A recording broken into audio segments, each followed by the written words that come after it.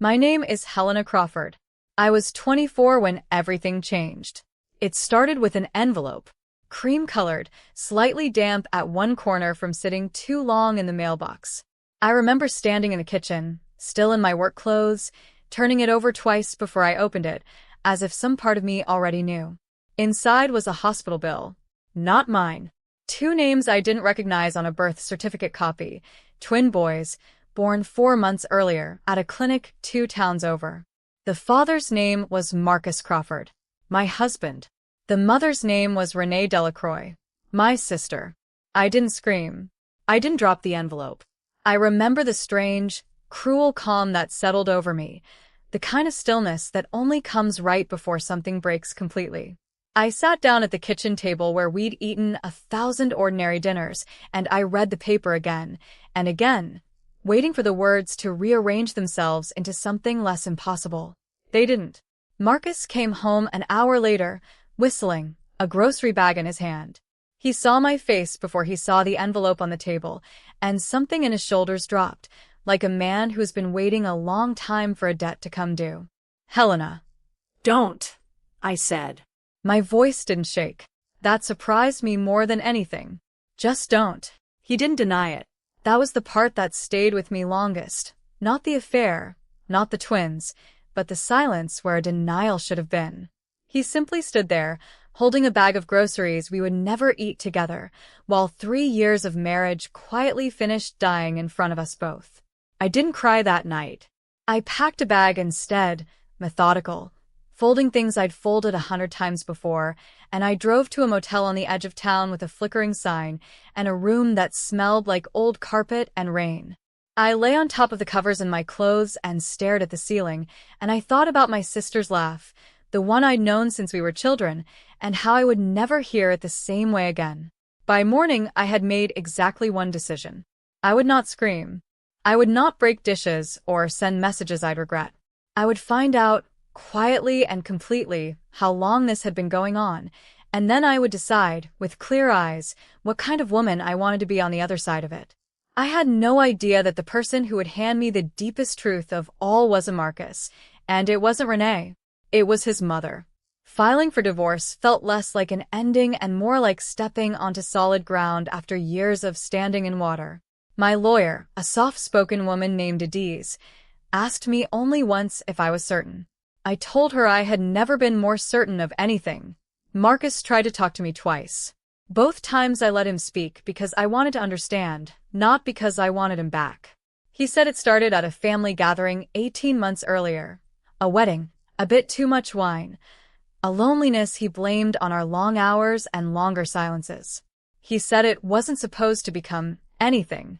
As if a child, let alone two, was an accident of scheduling. Renee never called. She sent one text. I'm sorry. I know that doesn't fix anything. I stared at it for a long time before deleting it, not out of anger, but because I didn't yet know what to do with an apology that arrived without an explanation attached. It was during the second week, boxes half-packed in the hallway, that Marcus's mother, Eleanor, appeared at my door. I hadn't spoken to her since the day the truth came out. I'd assumed, wrongly, that blood would keep her silent, the way it so often does in families that prefer comfortable lies to uncomfortable truths. She stood on the porch in her wool coat, hands folded in front of her like she was steadying herself for something. "May I come in?" she said. Not a question. A door she was asking me to open. I let her in because some part of me, even then, trusted Eleanor more than I trusted her son. She had always been the kind of woman who noticed things, the tightness around my eyes at holiday dinners, the way Marcus and Renee sat a little too close a little too easily, at family functions I'd chalked up to closeness rather than history. She sat at my kitchen table, the same one where the envelope had waited for me weeks before, and she was quiet for a long moment before she spoke. "Helena," she said, "there are things about this family you don't know. Things I should have told you the day Marcus brought you home." I felt something cold move through my chest. "Tell me," I said. She looked down at her hands, and for the first time in the years I'd known her, Eleanor Crawford looked afraid. "This isn't the first time," Eleanor said. "It's the second." I remember the sound the refrigerator made. A low hum I'd never noticed before that moment, suddenly deafening in the silence that followed her words. Marcus's father, she continued, did something similar. Not with a sister. With my closest friend. 30 years ago, when Marcus was 6. I found out the way you did, a paper I wasn't meant to see. Her voice was steady, but her hands, folded on the table, were not. I stayed. For appearances. For the house. The name. The fear of starting over at 34 with a young son. I told myself it was strength. It wasn't. It was fear wearing strength's clothes. I didn't say anything. I didn't trust my voice yet. Marcus grew up watching me smile through it, she said. Watching his father come and go. Watching me pretend a wound was a scratch. I think, in some terrible way, he learned that betrayal is survivable if no one names it out loud. I think I taught him that, without ever meaning to. Why are you telling me this now? I finally asked. Because you're not me, Eleanor said, and her eyes, when she lifted them to mine, were wet but clear. You looked at that envelope, and you didn't pretend. You didn't smile through it. I watched you pack a bag instead of packing away your dignity, and it broke something open in me I thought had closed for good 30 years ago. I sat with that for a long moment. The anger I'd been carrying toward this family, toward Marcus, toward Renee, even unfairly toward Eleanor by association, shifted into something more complicated. Not forgiveness. Not yet. But understanding, cold and clear, of the machinery that had made this moment possible long before I ever walked into it. There's something else, Eleanor said quietly. Something about the house you're standing in. I looked around at the kitchen, at the walls I'd painted myself 2 summers ago, at the life I had built here believing it was mine. This house, Eleanor said, was never in Marcus's name alone. It took me a moment to understand what she meant, and when I did, something in my chest went very still. When your father-in-law and I divorced, Eleanor said, I made sure certain things were protected, not out of malice, but out of a lesson learned too late. Marcus's father tried to leave me with nothing. I swore I would never let that happen to anyone I loved again, including, eventually, whoever Marcus chose to marry. She reached into her coat and withdrew a folded document, edges soft from handling, the kind of paper that had clearly been read many times before this moment. This house was purchased with money from a trust once set up for Marcus, when he turned 25, she said. But I structured it so that any spouse he married would retain equity rights independent of fault in a divorce, provided the marriage lasted more than 2 years. Yours has lasted 3. I stared at the paper. Legal language swam in front of me, but the meaning underneath it was simple enough. I was not walking away from this marriage with nothing. I had never known to ask, because I had never known there was anything to ask about. Marcus doesn't know I did this, Eleanor said. He doesn't know I'm here. He would be furious, and I imagine your sister more so. A faint, humorless smile crossed her face. But I am done protecting people who have no interest in protecting anyone but themselves. I should have felt triumphant. Instead, I felt strangely hollow, the way you do standing in a room after a storm has passed, taking inventory of what's still standing rather than celebrating that you survived it. Why didn't you say something sooner? I asked. About any of it. The affair, the pattern, any of it. Eleanor's composure finally cracked, just slightly, at the corners. Because I was ashamed, she said.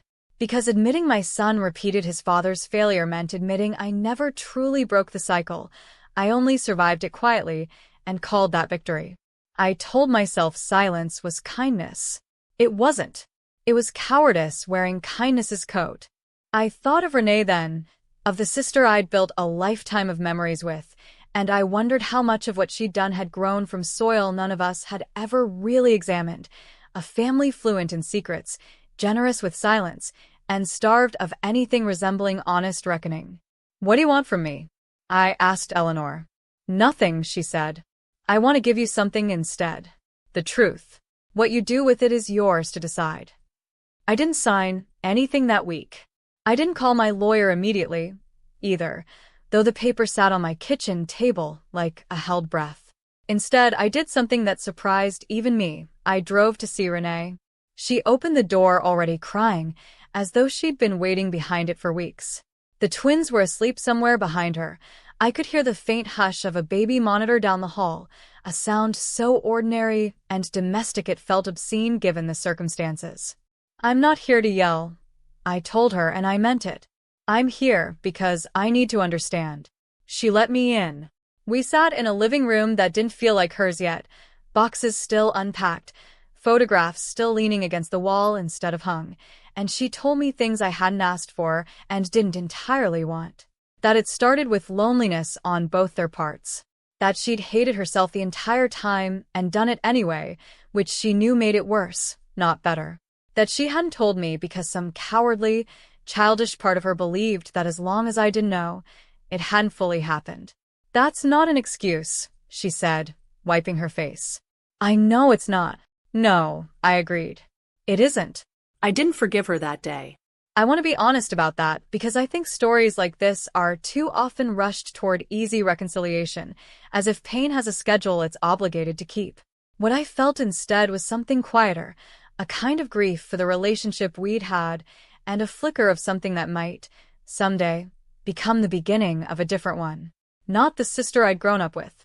Someone new, who would have to earn her way back into whatever space I decided to leave open. "The boys didn't do anything wrong," I said before I left. It wasn't forgiveness. It was simply true, and I thought it needed saying aloud, if only so neither of us could pretend later that I hadn't meant it. Renee nodded, unable to speak, and I left before either of us said something we weren't ready for yet.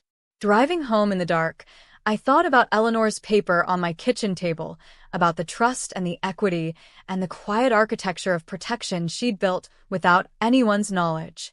I thought about generations of women in this family choosing silence, and what it might mean to choose something else. The divorce settled 6 weeks later, quieter than I expected. Marcus didn't fight the equity clause once his mother's documentation came to light. I think some part of him understood, finally, that he had no moral ground left to stand on, and standing on legal ground alone felt like too small a victory to bother claiming. I kept the house. Not out of spite, though I won't pretend the thought never crossed my mind, but because it was, in the end, the only thing in that marriage that had ever truly, legally, been mine to keep. I repainted the bedroom first. A pale green I'd wanted for years and never asked for, because asking had always felt like too much trouble in a marriage where I'd slowly learned to want less and less. It felt strange, standing in that room with a roller in my hand, realizing how long it had been since a decision in that house had belonged entirely to me. Eleanor came by sometimes, in the months that followed.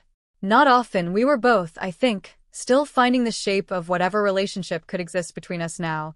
Mother-in-law no longer quite the right word, and no better one yet available.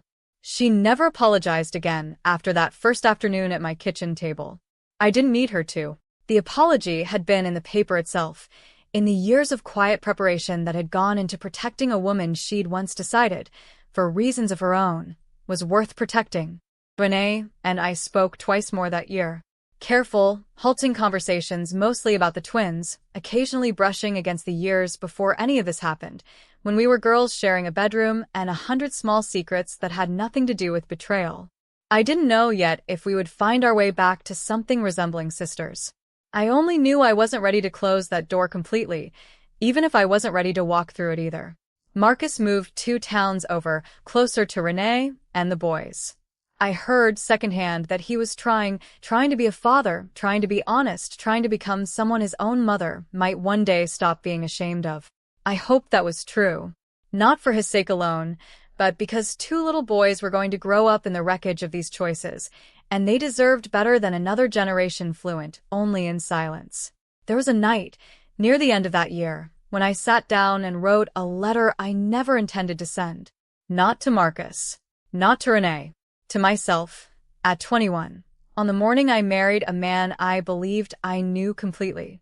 I told her, that younger version of me, that she wasn't foolish for trusting him. That love isn't a failure of intelligence, no matter how badly it ends. I told her that the woman she would become wouldn't be defined by the betrayal, only by what she chose to do in the quiet, unglamorous months that followed it. The packing of boxes, the painting of walls, the difficult, patient work of rebuilding a self that had been, for a while, defined entirely by someone else's choices. I told her about Eleanor, too, about the strange, unexpected gift of an older woman's courage arriving decades too late for herself, but exactly in time for someone else. I told her that sometimes the people who fail us most completely are also capable, later, of the bravest honesty, and that both things can be true without canceling each other out. I folded the letter and put it in a drawer, and I don't know if I'll ever read it again. Some things, I've learned, don't need to be reread to matter. They only need to have been written once, honestly, by a hand that finally stopped shaking. A year to the day after the envelope arrived, I stood in my kitchen, repainted now, the pale green replaced eventually by a warm cream that finally felt like mine, and I made coffee for one, the way I had almost every morning since the divorce, and found, to my quiet surprise, that I no longer flinched at the sound of the mail slot. Eleanor visits on Sundays now. We don't talk about Marcus much, or Renee, though both names surface sometimes, gently, the way old scars do in certain weather. Mostly we talk about ordinary things, her garden, my work, the strange, small satisfactions of rebuilding a life one unremarkable day at a time. I think often about the envelope, cream-colored and damp at one corner, and how a single piece of paper became the hinge on which an entire life turned. I don't regret opening it.